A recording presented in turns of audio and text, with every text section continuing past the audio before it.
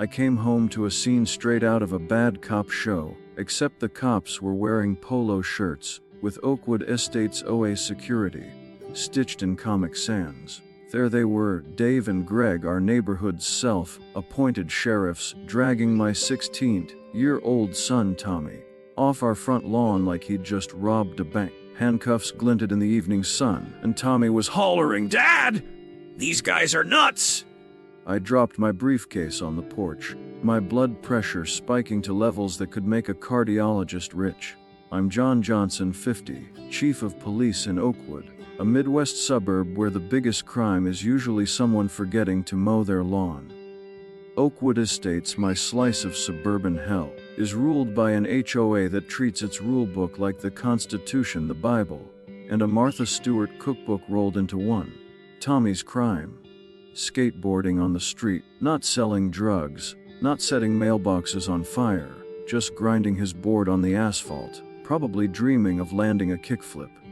But in the eyes of Dave and Greg, this was a code red violation of Rule 6.7: no recreational activities in common areas without prior approval. I'm sorry, what? Did my kid need a permit to exist outside? Get your hands off my son, I barked, storming across the lawn. Dave, a guy built like a retired linebacker who's discovered donuts, spun around, clutching a laminated HOA rulebook like it was a shield. Greg, his skinnier sidekick with a mustache that screamed, I peaked in 1987, tightened his grip on Tommy's arm. "Sir," Dave said, puffing out his chest, "this violator was disrupting the community. We have the authority to remove him." "Authority?" I snapped. "You're not cops.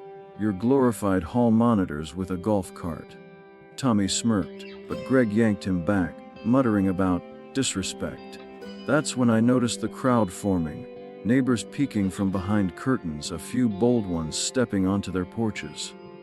Mrs. Henderson, 80 years old and nosier than a tabloid, was already live streaming on her phone. Great. This was about to be Oakwood's viral moment. Let me paint you a picture of Dave and Greg. These guys aren't law enforcement. They're the kind of dudes who'd list HOA security officer on LinkedIn with a straight face. Dave's badge looked like it came from a dollar store, and Greg's radio kept squawking static, probably because the HOA's command center was just Karen, the HOA president, yelling into a walkie-talkie from her kitchen. They strutted around waving their rulebook printouts like they were FBI warrants. Dave even had a utility belt, complete with a flashlight, a whistle, and what I swear was a bottle of hand sanitizer. Intimidating stuff. "Uncuff him now," I said, my voice low, the one I use when I'm about to ruin someone's day. Dave smirked, his double chin wobbling. "Chief or no chief, rules are rules. Your kid broke him." Oh, he knew who I was. Everyone in Oakwood does. I've been the police chief for 15 years, and my face is on every shop with a cop flyer at the grocery store. But Dave and Greg, they were high on their own supply, drunk on the power of fining people for unapproved mailbox colors. I took a deep breath, channeling the patience I reserve for dealing with drunk drivers and city council meetings. "You're not cops," I said. "You can't detain anyone, especially not a minor, on private property. Let him go, or I'll have you both in cuffs by sundown." Greg blinked, his mustache twitching like a nervous caterpillar, but Dave doubled down. "We're HOA security," he said, as if that meant something. "We enforce community standards. You want to complain? Take it up with Karen." Of course. The HOA president, a woman who'd sell her own kids for a perfectly manicured cul-de-sac. I could already hear her nasally voice defending her goons, probably while clutching a glass of Chardonnay. But this wasn't about Karen.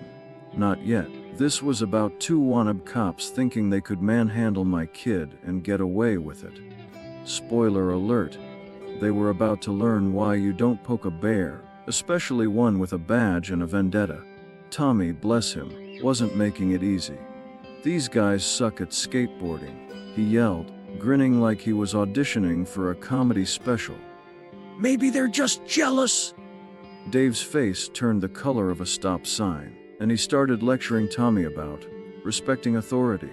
I almost laughed. Respect. From a guy whose job is to measure grass height with a ruler. Please. Here's the deal: HOAs can enforce their petty rules, fine you for a pink flamingo or a crooked fence. But they can't detain or handcuff anyone. That's not just me talking. Bankrot's got a whole article on how HOA security has zero legal right to play cop. Dave and Greg were so far out of their lane. They were practically in another zip code. But they didn't know that, or they didn't care. And that's what made this so deliciously infuriating. They thought they were untouchable, backed by Karen's blessing and their laminated rulebook. Ever had a run-in with a power-hungry HOA? Share your story in the comments. Are you watching this on your phone, TV, or laptop? Tell me where you are and what time it is. I bet you're nodding along, thinking of that time your HOA fined you for a basketball hoop or a non-compliant porch light. Oakwood Estates is the kind of place where you can't sneeze without a permit, and Dave and Greg were the enforcers of this suburban dystopia. I stepped closer, locking eyes with Dave. Last chance, I said. Uncuff my son, or you're both spending the night in a cell. Dave laughed, a nervous, sweaty laugh, and Greg fumbled with his radio, probably praying for Karen to swoop in and save them. The neighbors were now openly gawking, phones out, recording every second. Mrs. Henderson was narrating like she was on CNN, and here's Chief Johnson, about to take down the HOA. I didn't want to escalate this. Not yet. I'm a cop, I play by the rules. But I'm also a dad, and nobody puts my kid in cuffs over a skateboard. That's when I knew I had to play this smart. Dave and Greg weren't just wrong. They were about to be epically, publicly, gloriously wrong. I slipped my phone out of my pocket, dialed the station, and smiled. Hey, dispatch, I said loud enough for everyone to hear. Send a couple units to my place. We've got 2 HOA clowns impersonating officers. Dave's smirk vanished, and Greg dropped his rule book in the grass. Game on. It got worse before it got better, like a cavity you ignore until it's screaming for a root canal. There I was, John Johnson, Oakwood's chief of police, standing on my own lawn watching 2 HOA rent-a-cops play Dirty Harry with my 16-year-old son, Tommy, still cuffed like he'd just heisted the neighborhood's supply of decorative lawn gnomes. Dave, the beefier of the duo, was clutching his laminated HOA rulebook like it was the key to eternal life, while Greg, his mustachioed minion, kept muttering about procedure. Procedure. These guys couldn't spell procedure, let alone follow it. Uncuff my son now, I said, my voice sharp enough to cut through their polyester bravado. Dave snorted, his chins wobbling like a Jell-O mold at a potluck. We're following HOA protocol, Chief, he said, spitting out my title like it was a battle. If your kid violated Rule 6.7, we're authorized to detain violators. Authorized? By who? Karen's book club. I glanced at Tommy, who was grinning despite the cuffs, probably plotting how to turn this into a TikTok. Dad, he called, can we sue them for being lame? The neighbors were out in full force now, a suburban Greek chorus armed with smartphones. Mrs. Henderson, our resident octogenarian influencer, was still live streaming, her shaky camera work capturing every glorious second. Chief Johnson's about to throw down, she narrated like this was WWE SmackDown. I wanted to keep this civil. Cops don't escalate unless they have to. But Dave and Greg were begging for a masterclass in humility. Show me your ID, I said, crossing my arms. Or any proof you've got the authority to cuff a minor on private property. Greg's mustache twitched, and he fumbled with his radio, which screeched like a cat in a blender. We don't have to answer to you, Dave snapped, puffing up like a discount mall Santa. We report to the HOA board. Oh, the board. That cabal of busybodies who'd once fined me $50 for a non-regulation birdhouse. I could already hear Karen, the HOA president, shrieking about community standards over her third glass of Pinot Grigio. That's when my neighbor Tom shuffled over, a guy who looks like he's been wearing the same cargo shorts since 1995. John, he whispered, These clowns fined me last week for leaving my trash can out past noon. They're unhinged." He glanced at Dave, who was now lecturing Tommy about respecting the community, and muttered, "Bet they've got a shrine to Karen in their golf cart." I stifled a laugh. Tom wasn't wrong. Dave and Greg worshipped at the altar of HOA tyranny, and Karen was their high priestess. Let's talk about these two for a second. Dave and Greg weren't just power tripping. They were the kind of guys who'd argue with a stop sign and lose. Dave's HOA security badge was so shiny it looked like he'd polished it with his tears, and Greg's utility belt sagged under the weight of a flashlight, a whistle, and what I'm pretty sure was a travel-sized Feebreeze. They weren't cops. They were the human equivalent of those yappy dogs that bark at nothing. But here they were, doubling down, refusing to uncuff Tommy because of a skateboarding infraction. Garda World, the security company that trains HOA goons, says these guys have no power to detain anyone, not even for a rule violation. Dave and Greg were so far over the line they were practically in Canada. "Last warning," I said, stepping closer. "Release my son, or you're both under arrest for false imprisonment." Dave laughed, a sweaty, nervous chuckle that said he was 90% bluster and 10% regret. "Call the real cops," he sneered. "We're just doing our job." "Oh buddy, you just invited the lion to dinner." I pulled out my phone, dialed the station, and said, loud enough for the whole block to hear, "Hey dispatch, I've got 2 HOA security guards unlawfully detaining a minor at my address. Send a unit." The crowd gasped, and Mrs. Henderson's live stream chat exploded with fire emojis. That's when Dave, in a moment of pure comedic gold, tried to look tough and tripped over Tommy's skateboard. He flailed, arms windmilling, and landed on his butt with a thud that probably registered on the Richter scale. The rulebook flew out of his hands, pages fluttering like a sad confetti parade. Tommy cackled, and even Greg cracked a smile before remembering he was supposed to be intimidating. "Nice one, Dave," Tommy said. "Maybe you should stick to finding mailboxes." The neighbors roared, and I swear Mrs. Henderson zoomed in on Dave's red face for maximum humiliation. Greg, desperate to regain control, grabbed his radio and yelled, "Command, we need backup." The radio screeched static, and a faint voice, Karen's, naturally, snapped. "What's going on out there? Backup? From who?" The HOA's treasurer, who's 70 and thinks backup means saving files to a floppy disk. I almost felt bad for them. Almost. But then Dave scrambled to his feet, dusted off his ego, and pointed at me. "You think you're hot stuff, Chief? This is our turf. You don't scare us." Turf? This wasn't Compton, it was Oakwood Estates, where the biggest turf war was over who got the prime spot at the community pool. I raised an eyebrow. "Your turf ends where my lawn begins," I said. "And you're on my property, cuffing my kid. That's not just stupid, it's illegal." Greg blinked, his mustache drooping like a sad walrus, but Dave was too far gone, high on his own delusions of grandeur.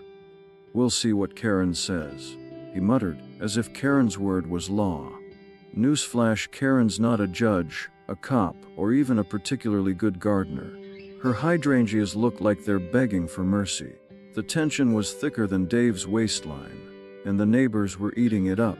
Phones were out, recording every word, and Mrs. Henderson was now narrating like she was auditioning for Dateline. "Will Chief Johnson arrest these HOA tyrants?" Stay tuned.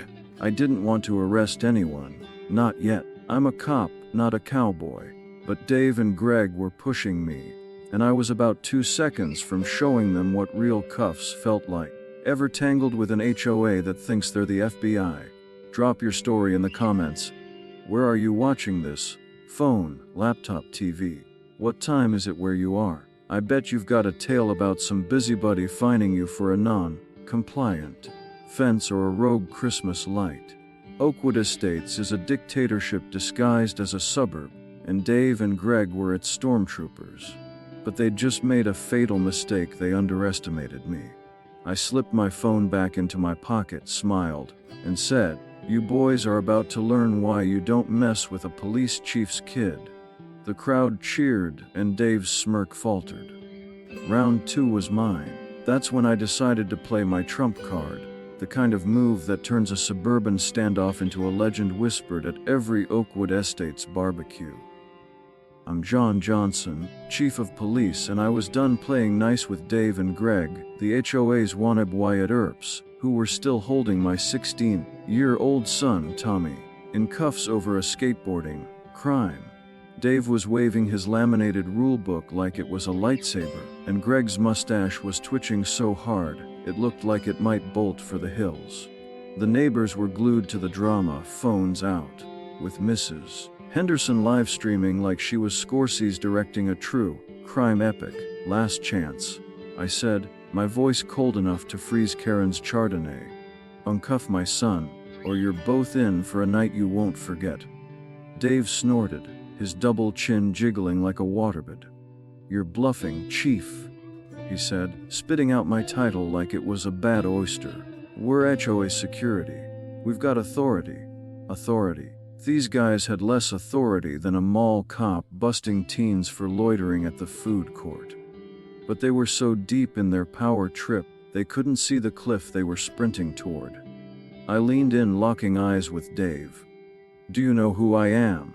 I asked, slow and deliberate, like I was about to drop the mic. I'm Chief John Johnson of the Oakwood Police Department, and that's my son you're manhandling. Dave's smirk froze, and Greg's radio slipped from his sweaty fingers, hitting the grass with a pathetic thud. They exchanged a glance, the kind of look you share when you realize you've just bet your life savings on a losing horse. Good one, Dave said, his voice cracking like a teenager's. You're just another homeowner pulling a fast one. Dave, sweet, delusional Dave. You just bought a one-way ticket to Humiliation Town, population you and Greg. I smiled, the kind of smile that says, you're about to regret every life choice that led you here. The crowd was buzzing now, sensing the shift.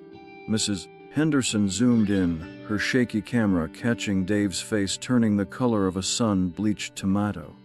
This is it, folks. She crowed to her live stream. Chief Johnson's about to serve justice with a side of shade. Then it happened. The sweet, glorious sound of sirens. 2 patrol cars rolled up, lights flashing, tires crunching on the cul-de-sac like the cavalry in a western. My officers, Ramirez and Chen, stepped out, badges gleaming, faces set in that, we're not here to play mode I trained them for. Dave's jaw dropped so fast it nearly dented the lawn, and Greg started mumbling. Wait, you're really Chief Johnson? No, Greg, I'm the Easter Bunny in a side hustle. Of course I'm the chief. My face is on every shop with a cop poster from here to the county line. Ramirez, a guy built like he benches pickup trucks for fun, crossed his arms and stared down Dave. You want to explain why you've got the chief's kid in cuffs? He asked, his voice dripping with the kind of calm that makes you want to confess to crimes you didn't commit. Dave stammered. We're HOA security. He broke Rule 6.70. Skateboarding in a common area. Chen, who's got a poker face that could win Vegas, raised an eyebrow. Rule 6.7 isn't a law, genius. It's not even a good suggestion. Uncuff the kid. Now. Greg fumbled with the cuffs, his hands shaking like he was defusing a bomb. Tommy, free at last, rubbed his wrists and grinned. Took you long enough, Dad. Can we arrest them for bad fashion now? The crowd roared and even Ramirez cracked a smile. Dave, still clinging to his rule book like it was a life raft, tried to rally. This is a misunderstanding. We didn't know he was your son. I stepped closer, my smile sharper than a switchblade. Now you know, I said. And you're about to learn why you don't mess with a police chief's family. Let's pause for a reality check. Detaining someone without legal authority isn't just a bad idea. It's a one-way ticket to a lawsuit. South Florida law says HOA goons like Dave and Greg can face charges for false imprisonment or assault if they use force without cause. These two weren't just overstepping. They were dancing on the wrong side of the law in flip-flops. but in their minds they were the law, backed by Karen's blessing and their dollar store badges. Spoiler, Karen's not a judge, and those badges wouldn't impress a kindergartner. The neighbors were eating it up. Phones were out, capturing every second of Dave and Greg's meltdown. Mrs. Henderson was narrating like she was on 60 Minutes. And here's the moment the HOA's goon squad realizes they've poked the wrong bear. Tommy, ever the showman, picked up his skateboard and did a mock bow, which got a cheer from the crowd. Greg, desperate to save face, mumbled, "We were just following orders." "Oh buddy, you just Nuremberged yourself," I shot back. "Orders to kidnap a kid. You might want to rethink your career choices." Dave, now sweating enough to fill a kiddie pool, tried to pivot. "Well, take this up with the HOA board," he blustered, as if Karen's coffee clutch could overrule the penal code. I laughed, and it wasn't a kind laugh. "Go ahead," I said. "Tell Karen to bring her best lawyer, because you two just turned a skateboarding ticket into a criminal offense."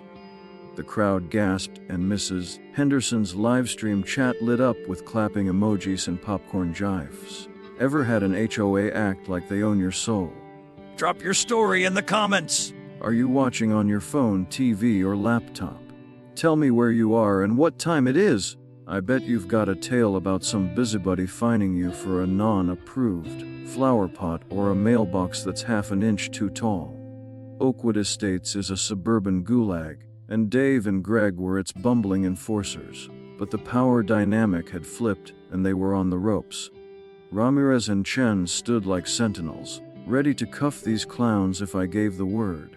Tommy was free, the crowd was hyped, and Dave and Greg were shrinking faster than their egos.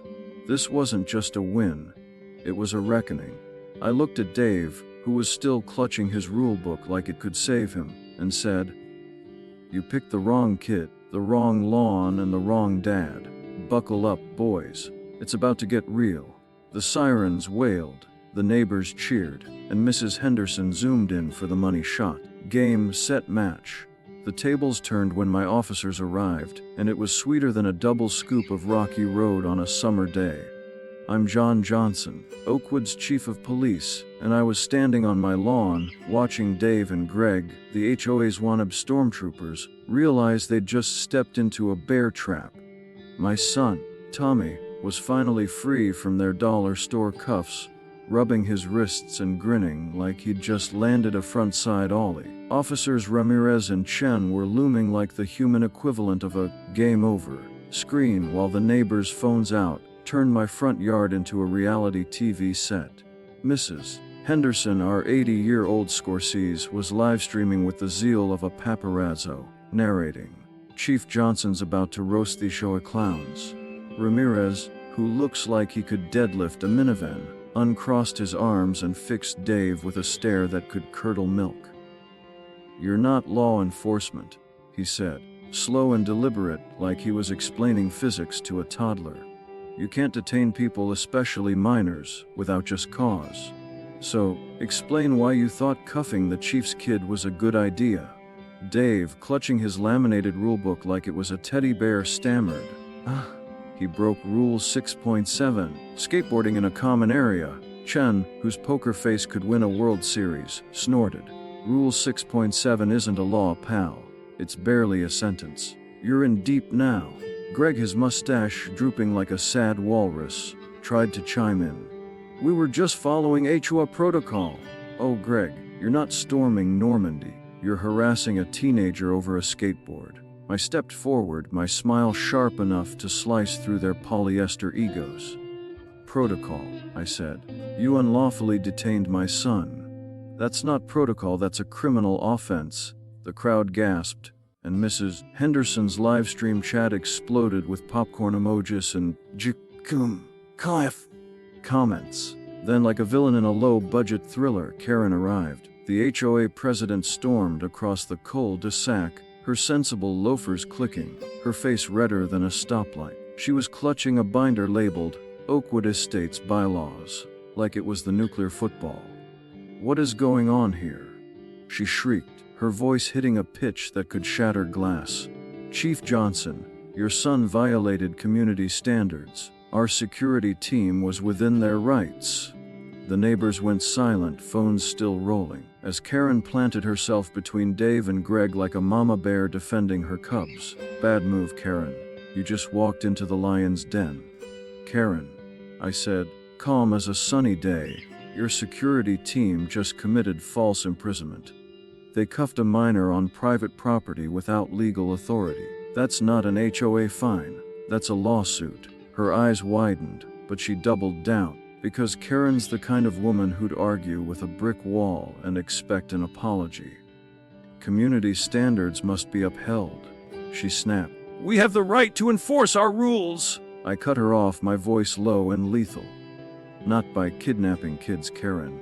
You're not the FBI, and this isn't Guantanamo." Tommy Ever the comedian piped up. "Maybe you should find the mailbox instead of cuffing kids." The crowd roared, and even Chen cracked a smile. Karen's face turned beet red, her binder trembling in her hands. "That's why we need better security," she sputtered, throwing Dave and Greg under the bus faster than you can say, "Oh, a tyranny." Dave's jaw dropped, and Greg's radio let out a pathetic squawk, as if it, too, was abandoning ship. Mrs. Henderson zoomed in, muttering, "Oh, Karen's campaign is toast." "Let's get real for a second. HOAs can fine you for a wonky fence or a rogue garden gnome, but they can't play cop. HOA management says overstepping like this can lead to liability for violating homeowners' rights, and South Florida law notes that unlawful detention can mean charges like false imprisonment. Dave and Greg weren't just wrong. They were so far out of bounds they needed a passport. But Karen, drunk on her own power, thought her binder of bylaws was a get-out of jail-free card. Spoiler, it wasn't.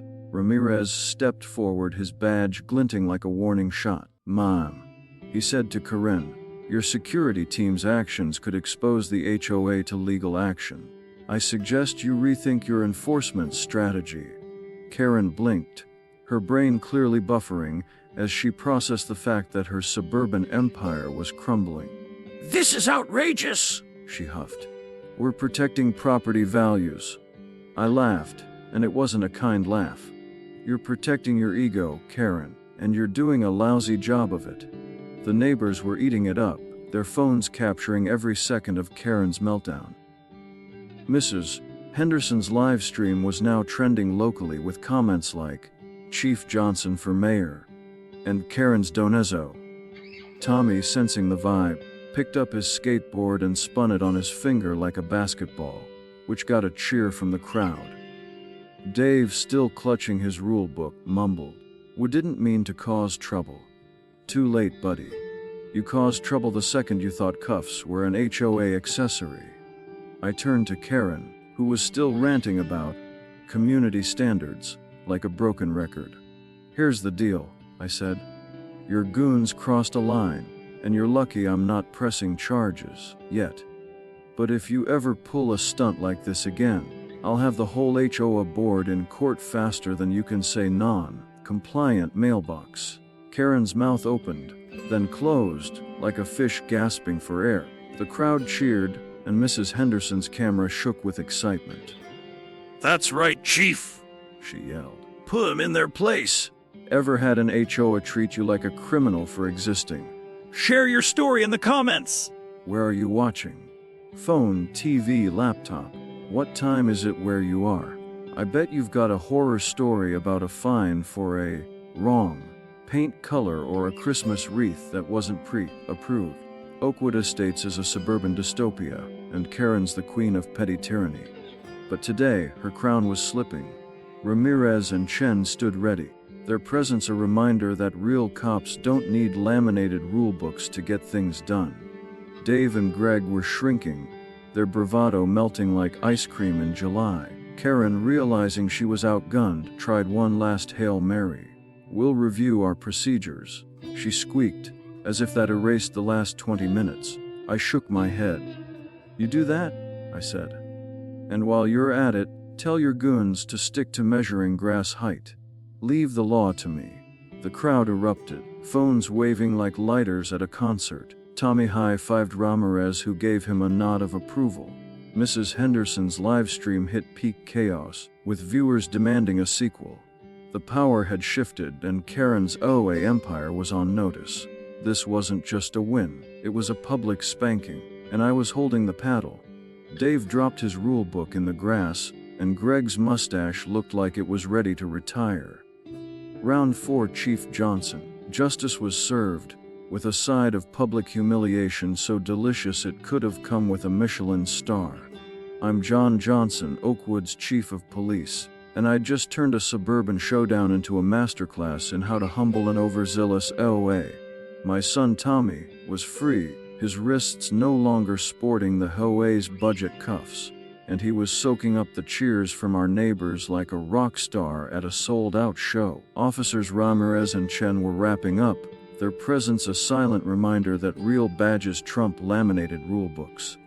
Dave and Greg, the HOA's wannabe cops, stood deflated, their egos shrinking faster than Karen's hydrangeas in a heat wave. And Karen herself, the HOA president, was clutching her bylaws binder like it could teleport her out of this mess. Spoiler, it couldn't. The crowd was electric, phones still rolling, with Mrs. Henderson's livestream hitting viral status. Chief Johnson just owned the HOA. She crowed, her shaky camera catching Karen's face, which was now the color of a bad merlot. The neighbors, usually too scared to sneeze without HOA approval, were clapping, whistling, and shouting support. It was like the cold DSAC had turned into a pep rally, and I was the quarterback who'd just thrown the game-winning touchdown. Karen, still reeling from her public spanking, tried to salvage her dignity. This was a misunderstanding, she squeaked, her voice hitting octaves that could summon dogs. We'll review our security procedures. Oh, Karen, you can't review your way out of handcuffing a police chief's kid. I crossed my arms, grinning like a cat with a canary. You do that, I said. And while you're at it, maybe train your goons to know the difference between a skateboard and a SWAT team. The crowd roared and Tommy high-fived Ramirez, who gave him a nod that said, "Kid, you're all right." The fallout was swift and glorious. The HOA board, spooked by the threat of a lawsuit, issued a formal apology faster than you can say, non-compliant mailbox. It was posted on the community bulletin board, typed in a font so contrite it practically wept. Dave and Greg were suspended pending an investigation, which I knew would end with them back to measuring grass height, or better yet, unemployed. Their HOA security badges were probably destined for a pawn shop, right next to their dreams of being real cops. The neighbors, emboldened by the spectacle, started swapping stories of HOA overreach, fines for unapproved bird feeders, threats over slightly crooked fences. Oakwood Estates was waking up, and Karen's reign of terror was on shaky ground. Then came the twist, the cherry on this revenge Sunday. Karen, it turned out, was running for city council, her campaign built on a platform of Saffir Street's stronger community. Oh, the irony. The incident made the local news, courtesy of Mrs. Henderson's livestream, which had been picked up by Channel 5. The headline: HOA security handcuffs police chief's son in bizarre standoff. The story painted Karen as the ringleader of a suburban Gestapo, complete with a clip of her ranting about community standards, while Ramirez loomed like a disappointed dad. Her campaign tanked harder than a bad sitcom, her yard signs vanishing from lawns overnight. Tommy, ever the poet, quipped, maybe her next campaign should be, "Don't mess with minors." The kid's got a future and stand up. I stood on my porch that evening, sipping a coffee, watching the sun set over Oakwood Estates. Sometimes being the chief of police really pays off, especially when your kid gets hauled off by wannabe cops. Tommy was inside, already turning the day's chaos into a story for his friends, probably with some embellishments about how he almost took down Dave himself. The neighbors were still buzzing, their group chat lighting up with memes of Karen's red face and Dave tripping over the skateboard. Mrs. Henderson, now a local celebrity, was planning a HO reform petition, and I had a feeling she'd get every signature on the block. Let's talk reality for a second. HOAs have been sued for less than this. Bankrupt's got a whole section on how overreach like false imprisonment can land them in hot water. Karen's board was lucky I didn't push for charges, but the public humiliation was punishment enough. Dave and Greg learned the hard way that you don't play cop without a badge, and Karen learned that her bylaws aren't a shield against stupidity. The law's clear. HOAs can't detain people, especially not kids, without legal authority. They're not cops, no matter how shiny their badges or how loud Karen yells. Tommy became a local hero, the kid who stood up to the HOA and won. Kids at school were fist bumping him in the halls, and neighbors started calling him Skateboard Superman. He took it in stride, though I caught him practicing his kickflip in the driveway, probably hoping for a sequel. As for me, I was just glad to have my kid back uncuffed and unbothered. The HOA's reign of terror was on notice, and I had a feeling the next board meeting would be a lot less smug. Reflecting on it all, I couldn't help but laugh. Dave and Greg thought they were untouchable. Karen thought she was unstoppable, and they all thought they could bully a police chief's son without consequences. They didn't just lose. They got schooled, publicly, with a side of viral humiliation. Karen's campaign slogan became a running joke, plastered on homemade signs around the neighborhood: safer streets, unless you're a teen with a skateboard. Even Mrs. Henderson got in on it, selling Skateboard Superman T-shirts on her new Etsy shop. Oakwood Estates would never be the same. If you've ever tangled with an out of control A, share your story below. What's your wildest run-in? And don't forget to tell me where you're watching from. Phone, TV, laptop. What time is it where you are? I bet you've got a tale about a fine for a wrong flower pot or a Christmas light that wasn't OA approved. Oakwood Estates is a suburban soap opera, and this was its season finale. Karen's empire was crumbling, Dave and Greg were out of moves, and Tommy was the hero we didn't know we needed. As I finished my coffee, I raised my mug to the sunset. Here's to justice, skateboards, and the sweet, sweet taste of revenge.